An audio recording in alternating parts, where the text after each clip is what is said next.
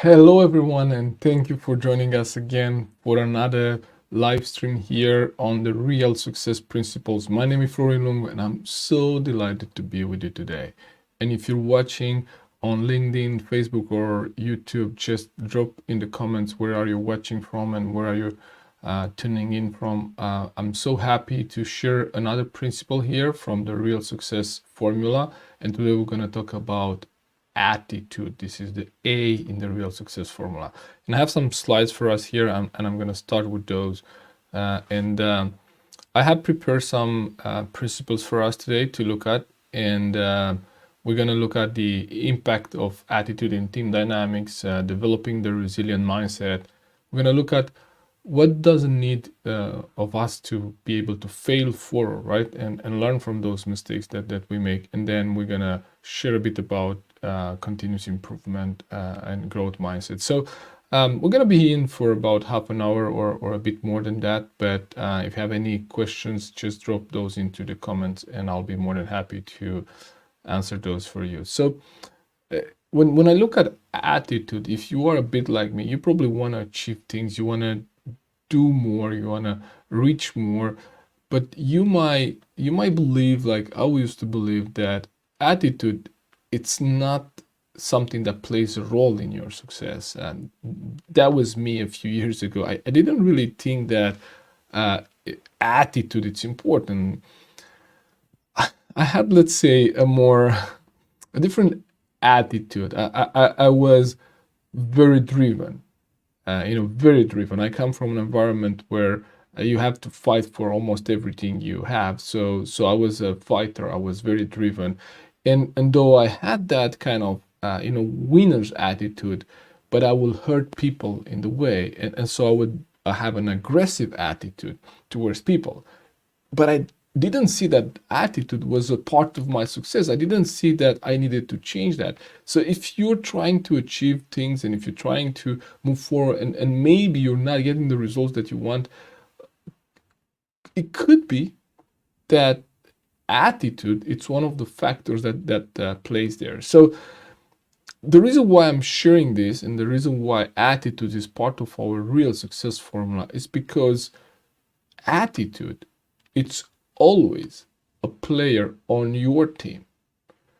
What do we mean by that? Well, if you have a good attitude, it will help you. It will be someone on your team helping you. If you have a bad attitude or an aggressive attitude, as I used to have, then that attitude will still be a player on my team, but might not give me the results that I want. So attitude, and when it comes to leadership, more importantly, attitude is always a player on your team. And so it pays to know kind of, what's an attitude, where it's coming from, how can we change it, and how can we develop a better attitude, a more positive attitude, or attitude that is helping us getting the results that we want.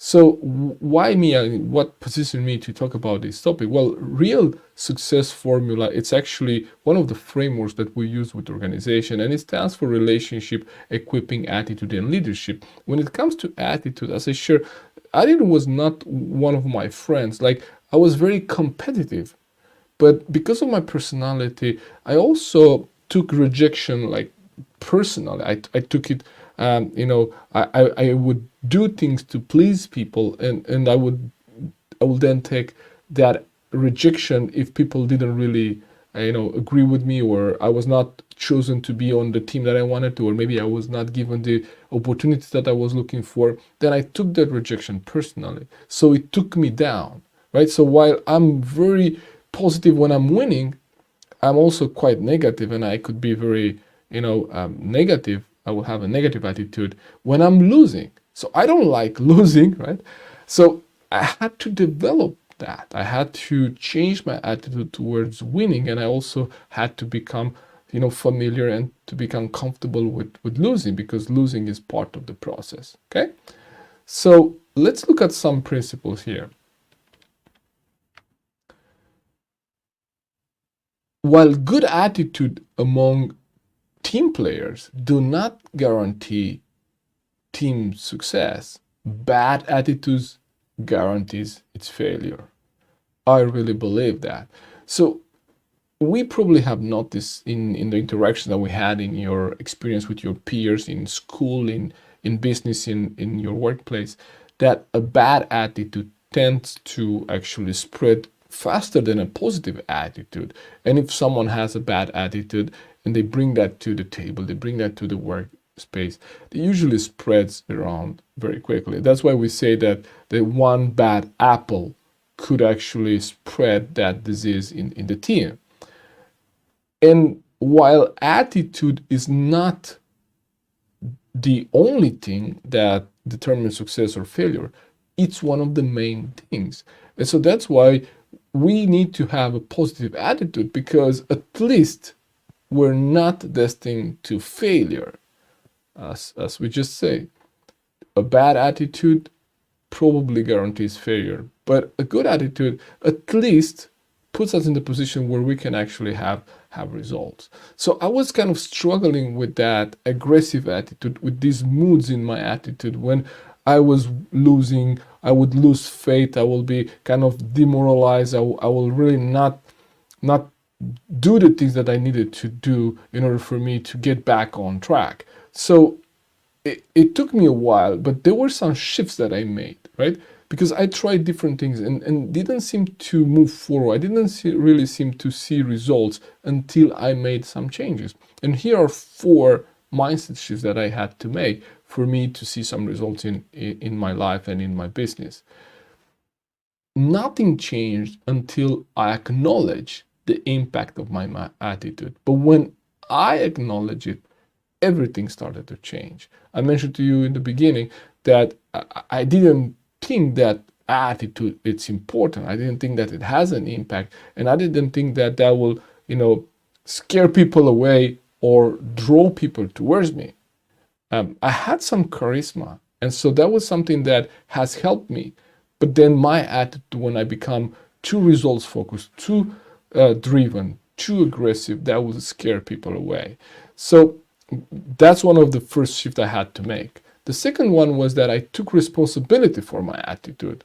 In other words, I could not blame other people. And if I blame other people, what would it mean? It means that other people have to change for me to get better, right? Or other people were responsible of my results. And so I didn't really like that, because I wanted to be in control of my results and my future and my success. So I had to just take responsibility for my attitude and say, hey, it's up to me actually to change. Then I intentionally started to develop a more positive attitude and then become strategic in developing that winning attitude in my team. Because a bad attitude develops more or less by itself. So it's very easy in today's world to see negative things, to see news, to see, you watch TV, you check social media.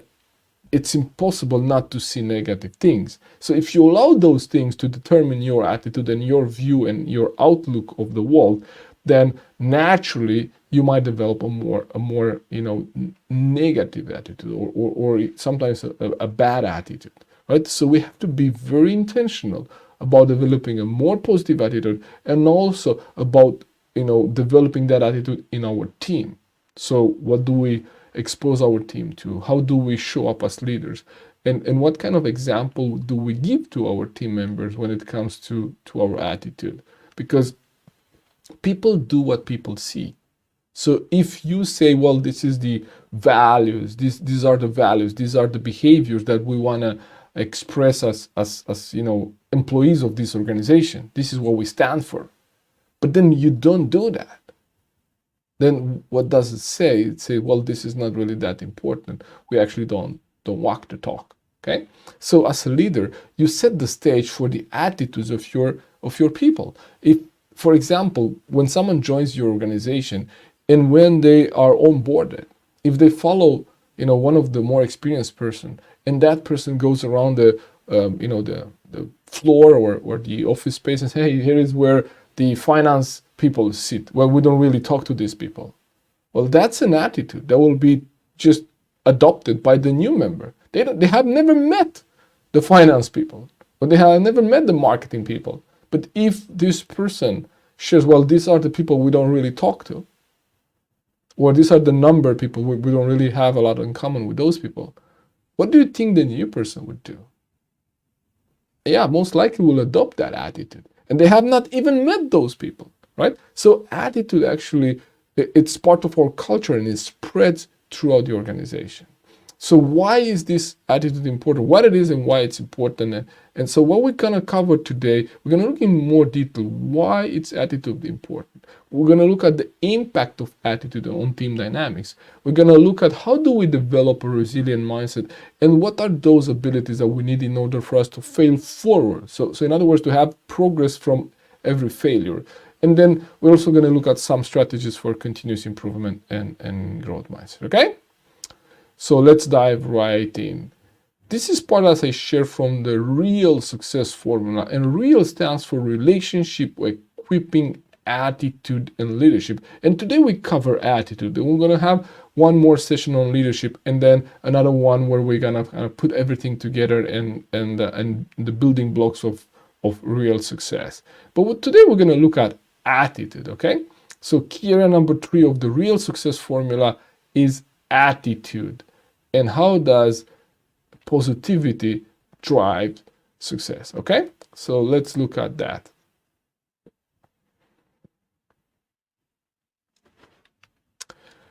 So why is attitude important, and actually what it is? How do we define attitude? The way we define attitude, it's through some of these elements. So what is attitude? Well, attitude, first, it's an inward state expressed outwardly. What we mean by that is that attitude is not actually what we see on the outside. What we see on the outside is the expression of an internal feeling or an internal state, right? So we feel in a certain way, and because of how we feel, we do things, or we say things, or we don't do things, or we don't say things. Both of those could be part of our attitude. So our attitude is expressed on the outside, but it's actually an inward feeling, right? So changing our attitude is actually also inward work, right? It's not something you can really change from the outside.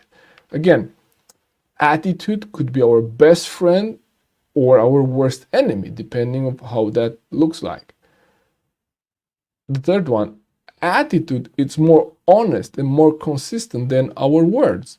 So when you look at someone, right, and then the more you have experience with people, and then you start to see patterns, then there is even a saying that the older I get, I pay less attention to what people say.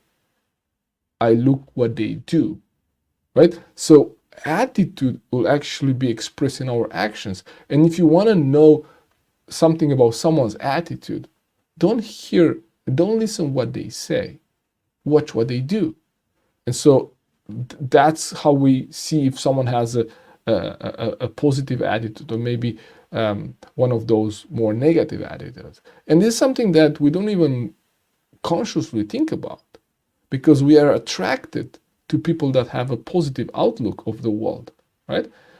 All things being equal, people want to do business and be colleagues with and collaborate with people that are positive. So that's something that we pick up sometimes even unconsciously. Attitude is a thing which draws people to us or repels them, and it's never content until it's expressed. In other words, our attitude is not something that we can just keep on our inside. Like when we see something that we really care about, when we see something that really, pisses us off, what we do is we express, right, our feelings. And so that comes up, right? And people can feel our attitude, okay? People can feel our attitude. It's the librarian of our past, because it's built on all of our past experiences. It's the speaker of our present, because it expresses what we believe today. And it's also the prophet of our future, because our attitude will determine how far can we go on the success journey. So I really believe that. And so these are some things about attitude and how can we identify what attitude is. Why it's important? Because all things being equal. What we mean by all things being equal is if two people with equally skill, equal experience, equal qualification. If you have to choose between those two people, most likely you're going to choose someone that has a more positive attitude. So all things being equal, people want to do business and collaborate with people who possess a positive attitude. So that's why attitude is important. You might not think consciously about attitude. You might not see that attitude expressed or listed in, for example, a job description or leadership qualities, but many times that's what people pick up. Might not be able to express it, but they pick that up and they know when someone has a good attitude or a bad one.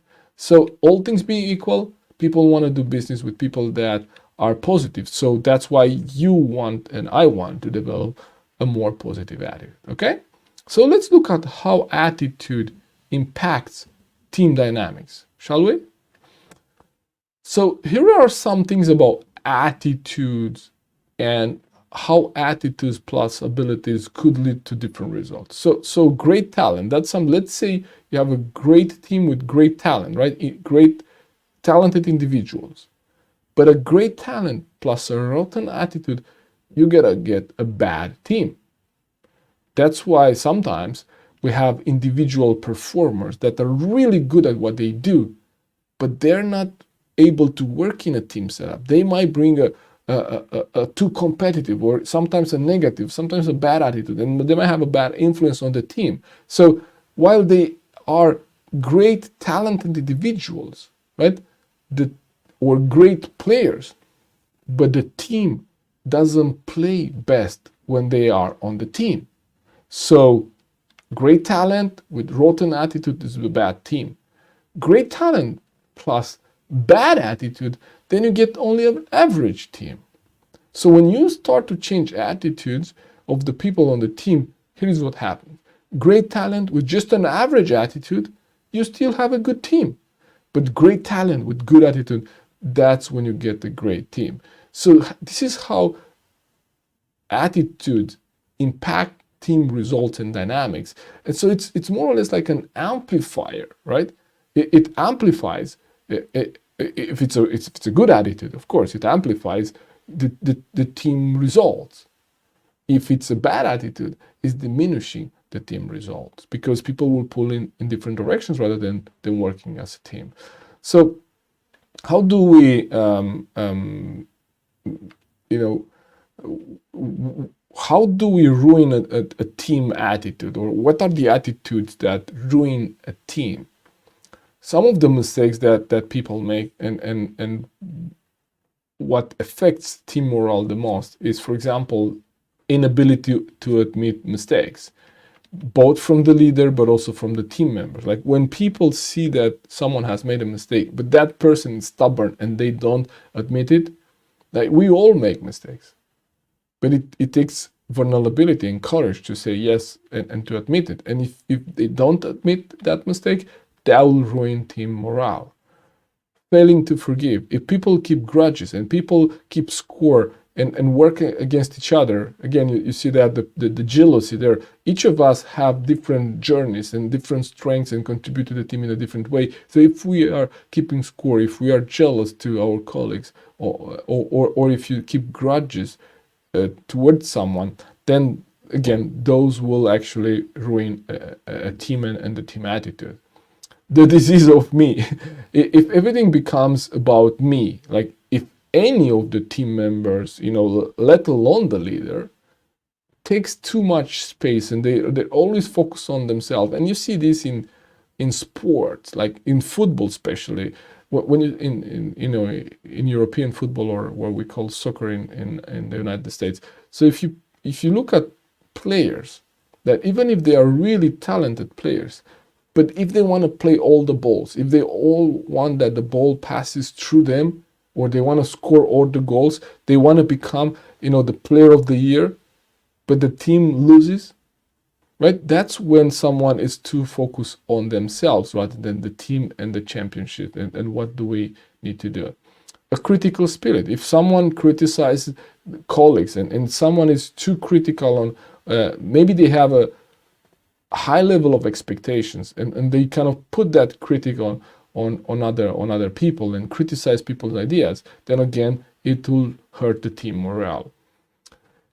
And also a desire to actually have all credit, I just mentioned, you know, the to focus on us or having the credit for all the things that the team is doing.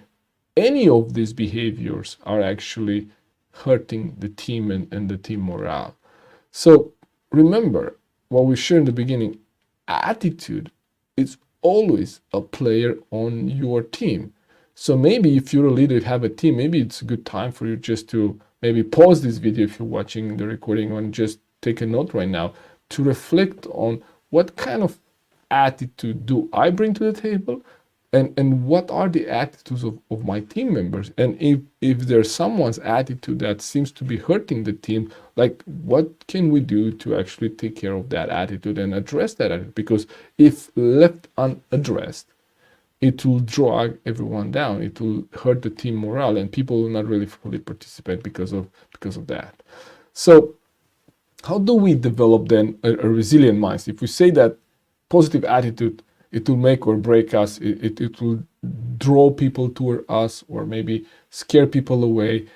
It has a huge impact on the team morale and the team results, and also it could break or make someone's success. Like, how do we develop this resilient mindset where we don't allow setbacks to actually, you know, change our attitude towards success? Because at the end of the day, you know, success, it's a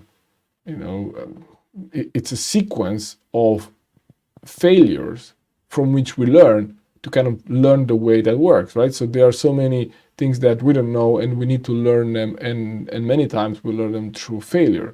But what if that failure then allows or impacts our attitude in a way that we don't try anymore? So we don't want to just give up.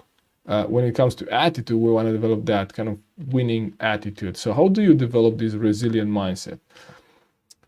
Here is what I learned. The greatest battle we wage against failure occurs actually on the inside, not on the outside. And that's why it's a attitude, it's an inside job, right? So let's look at how do we actually go through adversity? Because if we are exposed to adversity, two things could happen from adversity. Either we kind of, it breaks us down and we give up, or we learn from it, or we get stronger out of it, right? So we could look at adversity based on, again, our attitude. We could see this challenge as being insurmountable, or we could see an opportunity in this challenge. So how do we develop that resilient mindset? Is to learning through adversity, to actually looking at adversity in a different way. So here are some things about the benefits of adversity. Like, what does adversity actually bring to us? Many times we try to avoid adversity. We don't like adversity, but adversity is actually good for us. And to develop that mindset, you have to go through some adversity. I'm concerned about the more younger generation that has started to receive now diplomas and degrees and you know, trophies for 7th place or for participating, for not hurting themselves that much in a competition, which is really not empowering our youth to actually be resilient, because we are protecting them from the, you know, the setbacks. We don't want them to feel bad. We don't want them to be discouraged by the setbacks. But actually it's the setbacks that are helping them to develop a resilient mindset. So we're not really serving people if we try to protect them, and if we're not exposing them to resilience or to adversity to develop resilience. So here are some of the benefits of adversity and why I believe that it's actually a benefit for us. It's a good thing. I don't like it. I don't know if anyone likes it, but going through it, it's actually developing our character and our attitude. So when we look at adversity creates resilience. We really kind of look at that, but also develops maturity, right? We learn things, we become more mature, we see things from a different perspective. Adversity also elevates the bar of accepting performance. Like if you go through adversity and you fail and you learn and you fail and you learn and you fail and you learn, then all of a sudden you expect things to be, at a different level, at a much higher level of performance. So going through adversity as a team, as an organization, it actually slowly raises the bar for performance in the team. Adversity provides greater opportunities, and I truly believe that in every adversity there lies some opportunities, and we have to look at those. What are those opportunities that are presented to us? Also prompts innovation. So when you think about adversity, all of the greatest innovations are actually driven by a problem. So we had a problem, we had an adversity, and now we have to innovate to do something. I'm thinking about now Rotterdam. I just recently watched a documentary about the systems that they created to protect the city against high sea levels. Like that's an adversity. That city is below the sea level. And so they had to have all these dams and also all the system that could close and open, like huge innovation, like huge engineering project. But that came because of the adversity of having to keep the sea away and actually protect the people. Without that adversity, then there would not be that innovation. So adversity prompts for innovation and also provides opportunities because we develop things that we wouldn't otherwise do. Adversity also brings unexpected benefits, and quite frankly also motivates people to move forward. If you think about, I'm from more Eastern Europe, Latin background, and I see, because we haven't had the social security systems that are present in Sweden and Denmark in the Nordics, we had to fight, right? We had to fight for almost everything. Nothing was granted to us. So because of that adversity, I have realized that many of the Eastern Europeans that have moved and relocated in the Western Europe, they are more driven. They are more driven. They have a winning attitude because they have been through adversity. And sometimes we are motivated by a challenge. So adversity could also motivate, but adversity also brings unexpected benefits because of going through that adversity. Then we position ourselves in the situation where we have the skill, we have learned the traits, we have actually innovated, we have the solution, we have created the things that will help us solve other problems that other people that haven't been through adversity have not created. So I really believe there are benefits to adversity, and that adversity is needed for us to develop that winning mindset. So how do we fail forward? How do we learn from the mistakes that we're making? The only way we can get ahead is actually to fail early, fail often, and fail forward. Like, I don't like failure. I don't know if there is anyone who likes failure. But I also had to acknowledge that failure is part of life. Failure, the success path, it's actually paved with failures, because there's no other way. I mean, there is so many things that I need to learn to achieve what I want to do. And many of those things, I have to learn them the hard way. Like, no matter how much I will get mentoring, coaching, that definitely helps me and guides me to not make the same mistake twice, or to kind of, avoid the big ones. But there's still going to be mistakes that I'm going to make. And so when we accept that the only way for us to get better and the only way for us to achieve what we want to achieve is to actually try and fail and learn and re-enter, try and fail and learn and re-enter, try and fail and learn and re-enter, that's the only way. So fail early, fail often, but fail forward. Learn from those mistakes, right? So you can then build on those and move forward. So let's now dive a little bit deeper into this idea of failure forward. By the way, John Maxwell has an entire book on that. It's called exactly that, Failing Forward. But here are 7 principles or 7 things that you can actually do or what is needed for us to fail forward. Because before we go to the 7 principles, another code that I really believe it's kind of the summary of the mindset, of the winning mindset, is that we shouldn't see ourselves as a failure, because every successful person is someone who failed, yet never regarded themselves as a failure. I truly believe that was me. I would take these setbacks, I would take those personally, I would take criticism personally, and I would even say, well, I'm not good, I'm not good enough, right? And so when I say I'm no good, I'm not good enough, what kind of attitude do I then bring to the table? Well, one of, despair maybe, or lack of hope. And so the other person on the person on the other side of the table will see just that. They will see that I don't really believe in what I say. I don't really have conviction in my strengths and my abilities, or in the idea that I want to pitch. So remember this. Every successful person is someone who failed, yet never regarded themselves as a failure. And with that in mind, what do we need to create this failing forward mindset? Okay, so here are several abilities that we need to fail forward. Number 1 is to reject rejection. What I mean by that is to not take rejection personally. I mean, we're gonna be rejected, but it doesn't mean that that's the ultimate decision. When it comes to failing forward, means that I'm not gonna make the same mistake twice. I'm gonna make a different mistake, but I'm not taking no for an answer. So when we say rejection, it's like, okay, you said no today, but this no, it's not ultimate. Means not yet.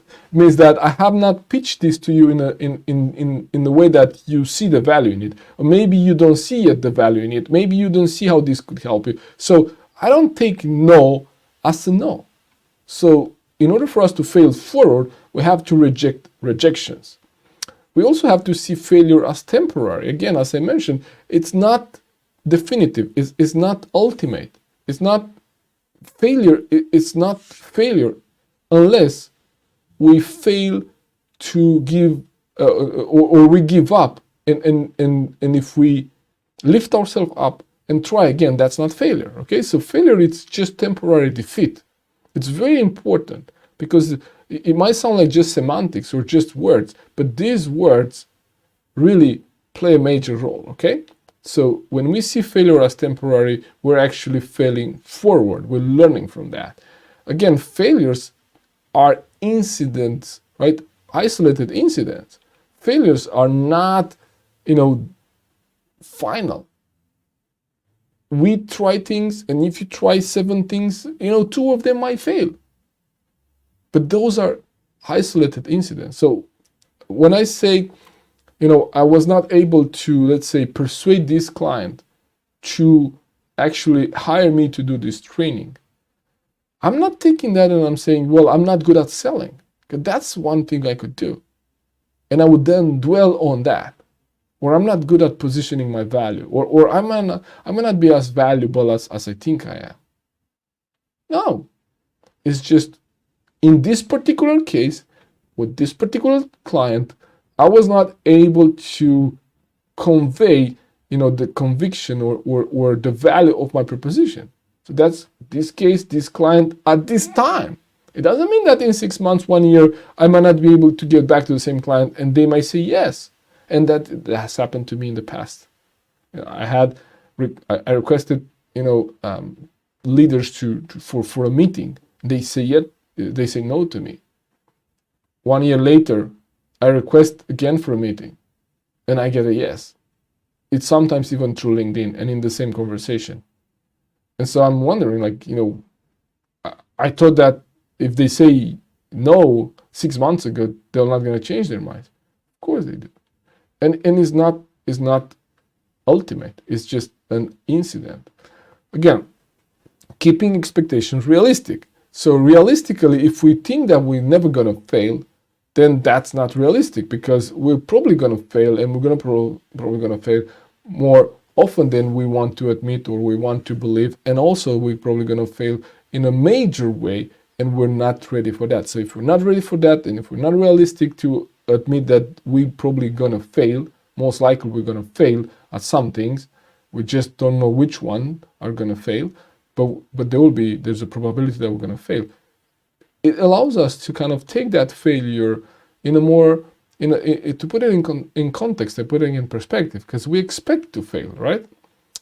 Focus on your strengths. Like in moments like this, we don't want to look at the things that do not work or the things that we lack, but we want to build on our strengths. We want to build on our strengths. Vary the approaches to achievement, right?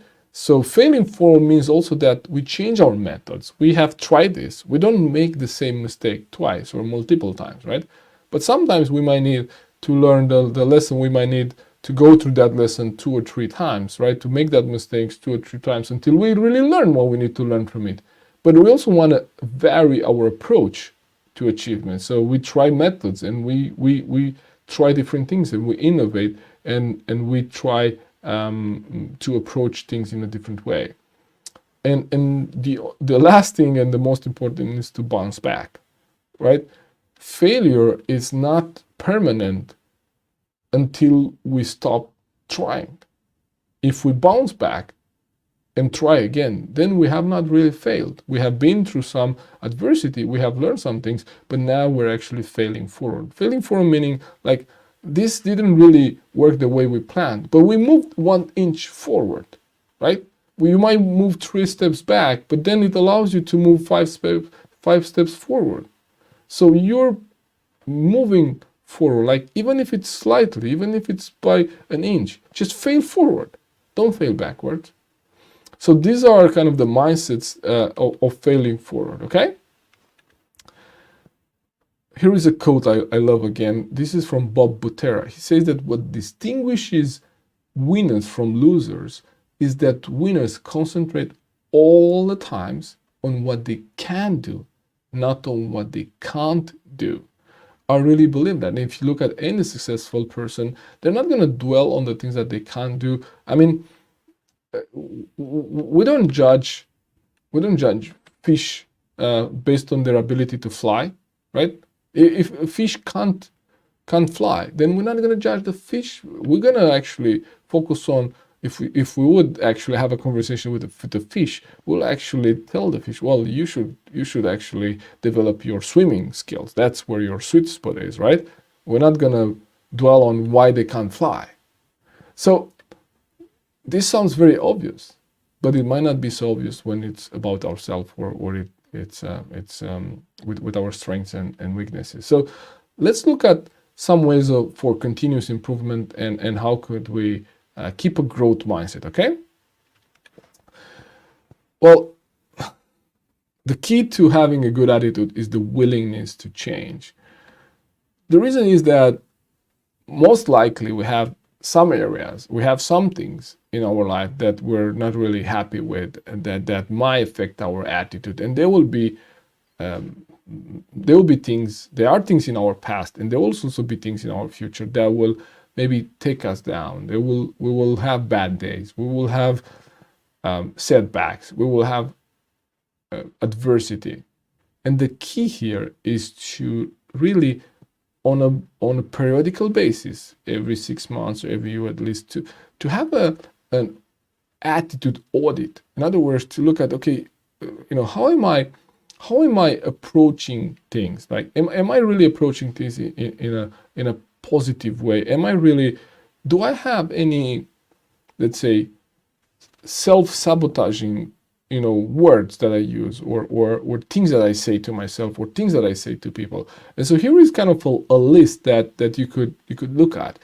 Things that you can change in your vocabulary that will help you to develop that attitude and to maintain it, because it's very easy for us to adopt things that maybe are part of our environment, or to adopt things that are kind of impressed upon us from different sources. So we have to be very careful and to have people that we trust around us, coaches, mentors, and colleagues that are trusted, that can kind of more or less hold a mirror, to us, so we can see or hear ourselves talk. So here are some things that you might want to change in your vocabulary. So change from I can't to I can. Again, focus on what you can do. And if you stop saying I can't, chances are you're going to probably start to see that you maybe can, because one of the first things to do anything is to believe that you can do it. So if you say yourself, oh, I can't do this, I can't do that, I can't sell, I can't teach, I can't lead. If you say that, then guess what? You're probably going to see those kind of results in your life. But so the first thing is for you to stop saying that, to just say things that you can rather than the things that you can't. Change if with I will. Because when if allows a doubt, right? So if we say, well, I'm gonna do this if something happened, or if this happens, if is kind of putting an action that we're gonna do as a consequence of something that someone else will do, or something that will happen. So change that with I will, the things that you will do, whatever that is, how small it is. Doubt, right? Change your doubt with expecting the best, whatever that is, right? Believing people, we say that people will raise to the expectations that we place on them. So when you place a doubt on someone, then most likely they're going to doubt themselves too, and they're not going to really create, the results that they could.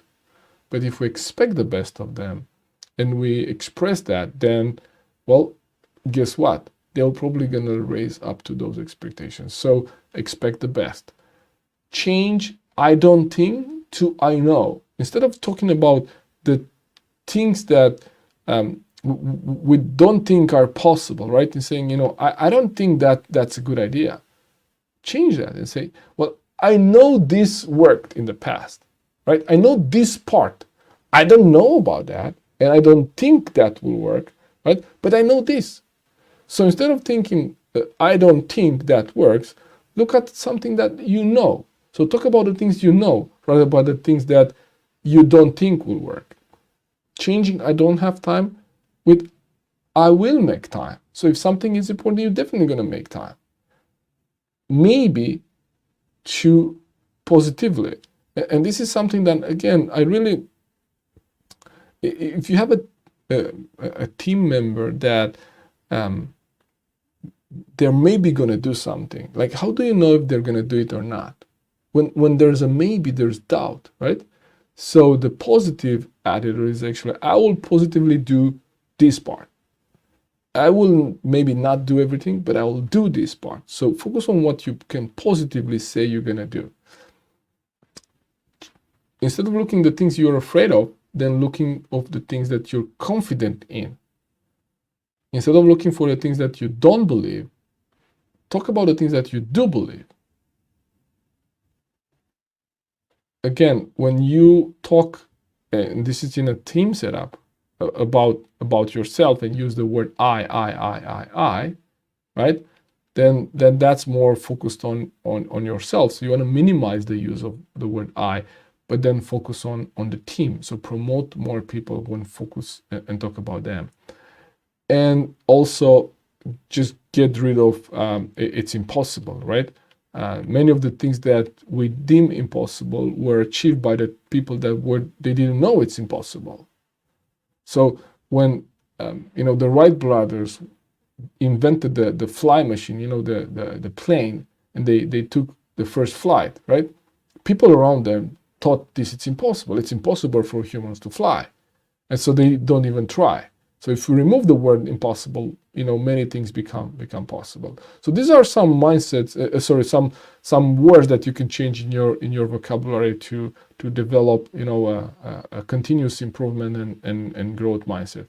So let's look at changing a habit. Let's say you have identified a habit or an attitude in an area that you want to change. How do you do that? Here is an 8-step to changing a habit. So first of all, listing your habits, kind of the attitude audit that as I mentioned, right? You could do maybe every 6 months or every year. Do that audit and kind of list your bad habits, or maybe ask feedback from a colleague or a friend or a coach or mentor you work with, and look at what are some of the bad habits you would like to change, and choose one. Okay, and then think about what was the original cause for this habit. So in other words, I can give you a bad habit. I used to smoke, and I smoked for about 14 years since I was 14. So the reason why I started smoking, it was because I wanted to be part of the smart guys, kind of group. I felt rejected. One of my fears was to be rejected. So I wanted to be part of the group. But one of the habits of the group was that everyone smoked. So I just started smoking to be part of that group. So that was kind of the original, cause of me getting that bad habit.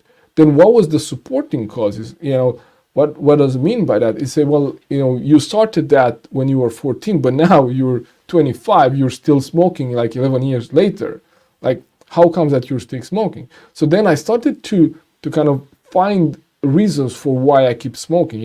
I saw that like it was a social thing, right? We were like just out and having a drink, and I would have a cigarette, and you could still smoke inside, right? In Romania, in restaurants, in bar, and outside was no problem at all. So you could still do that, and I found kind of a social element in it. I also used smoking to kind of calm my mind down. So when I had a challenge that I had to think about, I would actually retire in a corner of my terrace or go somewhere where it's quiet. I will have a cigarette, and that cigarette, I learned later, it kind of slow down, give less oxygen to my brain, and kind of slow down my brain waves, which allowed me to focus more on one idea rather than just jumping around. So I kind of developed a reason to support the cause, right? Even though it was a bad habit, right? But then I realized that didn't serve me anymore. So I determined a more positive habit to replace that one. Okay, so that was not smoking. I didn't really need it to smoke. I could actually find music or meditation to actually help me achieve that state of concentration and not necessarily smoking. Okay, so I identify a positive habit to replace that one. Okay, then I really had to think about the good habit and its benefits and the results, right, compared to the bad one. Okay, so smoking is very easy to see what are the detriments of that. Today it's very easy. So you want to think about and reflect on what this new habit is going to actually help me with. Like if you think about the attitude, right, the positive attitude, what are the benefits of that attitude? Okay, then take action to develop this new habit. In other words, what is the smallest thing you could do on a daily basis to build that habit? Many times we want to do these, big leaps of faith and kind of do these big changes, but actually change is incremental. So we want to start with the smaller thing that we could do and then build on that. I remember was a time when I didn't exercise at all, and I started to exercise. I saw a chiropractor and kind of almost convinced the person that I don't have time to exercise, and he challenged me, and he said, well, Florian, can you do some push-ups? Yeah, I can do that. And how many can you do? I don't know, 10, let's say. That I was really out of shape. And so he said, how long is it going to take you to do the 10 push-ups? And I said, I don't know, 1 minute, 30 seconds. Yeah, so then you have 30 seconds. I said, yeah, I realized I had those 30 seconds, but I started with 8 push-ups. So I started to do something consistent, very small, to cultivate this new habit. And then it grew over time. At one point, I was doing 50 push-ups every morning, every day of the week. That was kind of my morning ritual, but I started very, very small. So take action to develop this habit, okay? Daily act upon this habit for reinforcement. That's what I used to do with my exercise habit. and then reward yourself, right? By noting one of the benefits of your good habits. So when I started with when I didn't smoke, then I realized, oh well, I'm much more, one of the things is I save money, of course. Well, the other one is of course my health.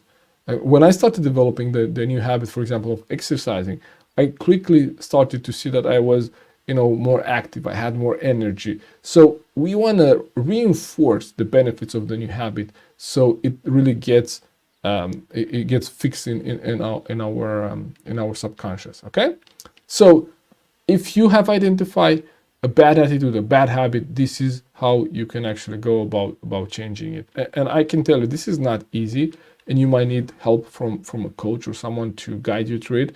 But you could also try to do it yourself. So if you try to do that, just follow the 8 habits. Okay. So let me close with this, because I really believe that attitude determines how far we go on the success journey. So a positive, winning attitude, it will take us long, far. But a more negative or a bad attitude might not take us that long. So that far. So if you look at the real success formula here, we have covered up until now relationship, equipping. Today was attitude. Next week, we're going to talk about leadership. It's going to be actually on Wednesday, on the 17th. So, and then we're going to do on the August 1st a kind of a summary and how do all these build together. But if you are in Gothenburg or in the area, I will really love for you to join us for Live to Lead. We're going to have a global simulcast event at Uni 3 by Gili. And we're going to have some amazing virtual speakers from the United States and a local panel of leaders. So it's if you want to develop a positive attitude and get some inspiration, join us for Live to Lead. Okay. So next episode, we're going to talk about developing strong leadership skills, kind of the 4th element of the real success formula, on the 17th. So that will be on Wednesdays. Okay. So this is what I want to share with you today. I hope I added value to you. I hope you found this useful. And if there's any question or anything you want me to cover on the next one, just drop them in the comments here. I see some of you have dropped comments, but yeah, very valuable, great information. Failure in action is not characteristic of a person. Yeah, perfect. So well, I hope this added value. That's what I want to cover today. If there's anything you want me to add or to cover for next time, just let me know. I look forward to see you again on Wednesday on the 17th and then on the 1st of August. All right? Okay. Thank you for tuning in. Take care. See you soon.